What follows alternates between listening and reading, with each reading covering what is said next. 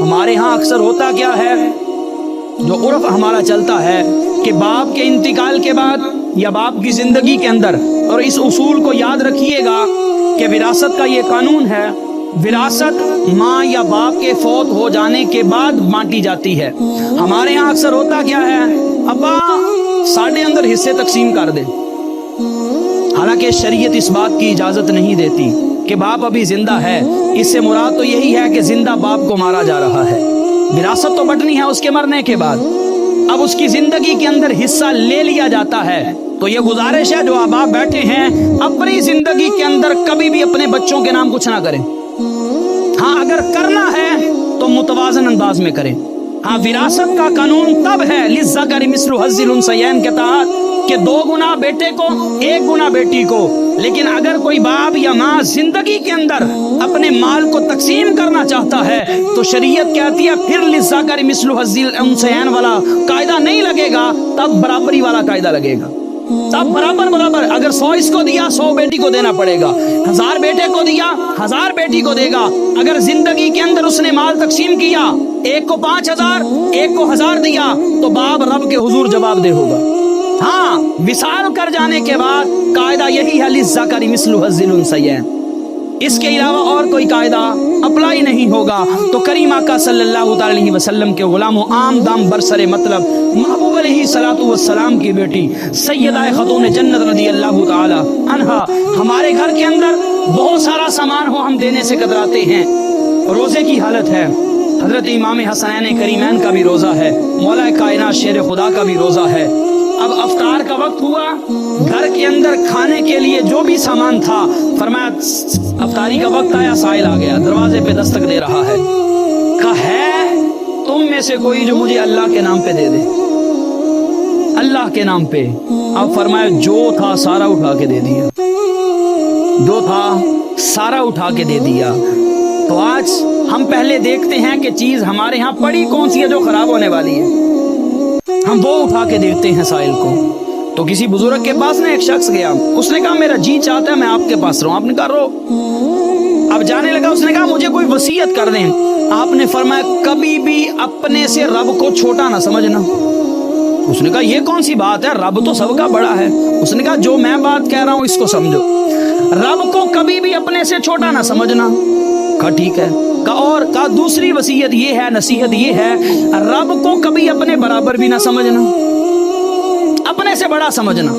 یہ 3 اس نے وصیتیں کی، رب کو چھوٹا نہ جاننا، برابر نہ جاننا، ہاں جاننا ہے تو بڑا جاننا۔ اس نے کہا ٹھیک ہے جی یہ تو ہمارا روٹین ہے، ہم جانتے ہی ایسے ہیں۔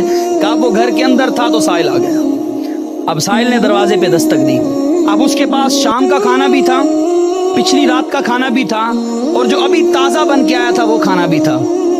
اب اس نے کیا سائل کو جو کل کا باسی کھانا تھا وہ اٹھا کے دے دیا۔ اب سائل چلا گیا، اب وہ بزرگ آئے اور کہا بیٹا میں نے تجھے کہا تھا نا، رب کو اگر اپنے سے بڑا نہ جان سکو، اپنے برابر چلو سمجھ لینا، کم کر نہ جاننا۔ کہا میں نے کیا کیا ہے؟ کہا جو سائل آیا تھا اس نے کس کے نام کا مانگا تھا، کس کے نام پہ مانگا تھا؟ کہا اللہ کے نام پہ۔ کہا تو نے کیا دیا؟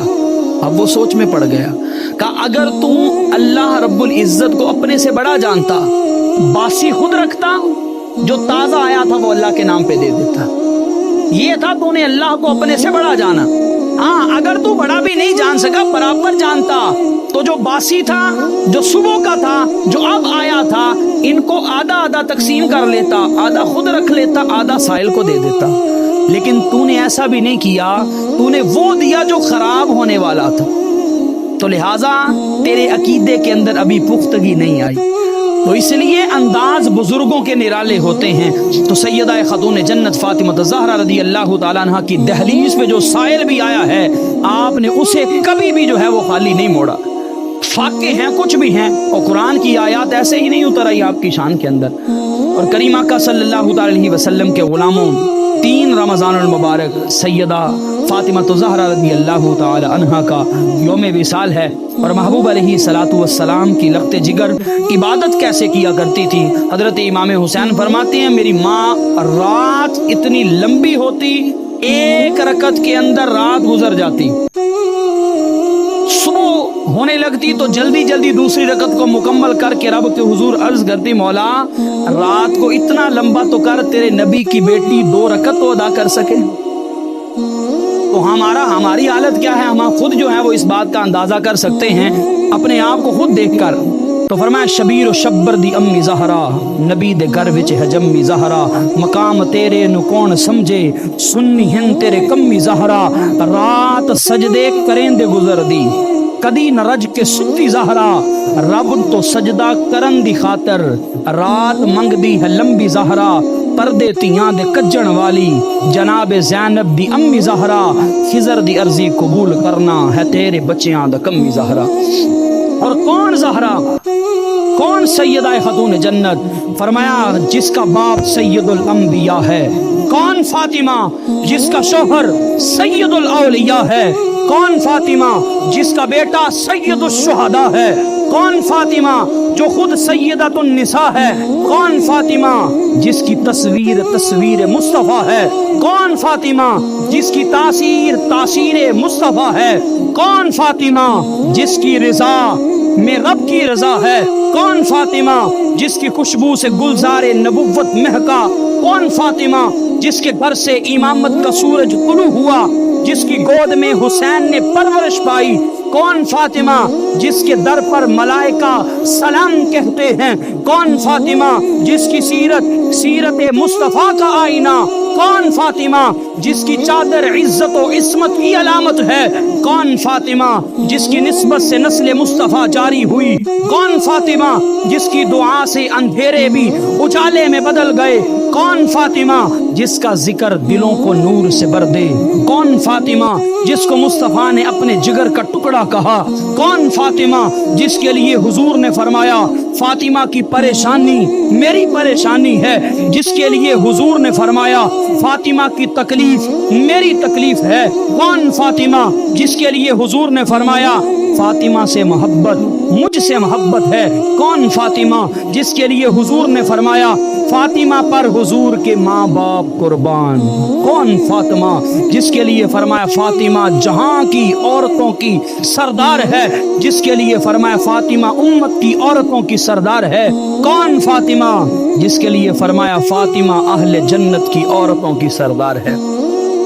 سیدہ خاتون جنت فاطمہ الزہرا رضی اللہ تعالی عنہا، محبوب علیہ الصلوۃ والسلام کی لخت جگر، کریمہ کا صلی اللہ تعالی وسلم کے غلاموں، آج ہمیں اس چیز کی ضرورت ہے کہ ہم کریمہ کا صلی اللہ تعالی وسلم کی آل سے پیار کریں، اور گھروں کے اندر ماں بہنوں بیٹیوں کو سیدۃ النساء سیدہ خاتون جنت فاطمہ الزہرا رضی اللہ تعالی عنہا آپ کی سیرت کو پڑھایا جائے، آپ کے سیرت کے عنوانات کو پڑھایا جائے، آپ کی عصمت پاک دامنی آپ کے شعار کو پڑھایا جائے، ان کی زندگی گزارنے کے طریقے اور سلیقے کو پڑھایا جائے۔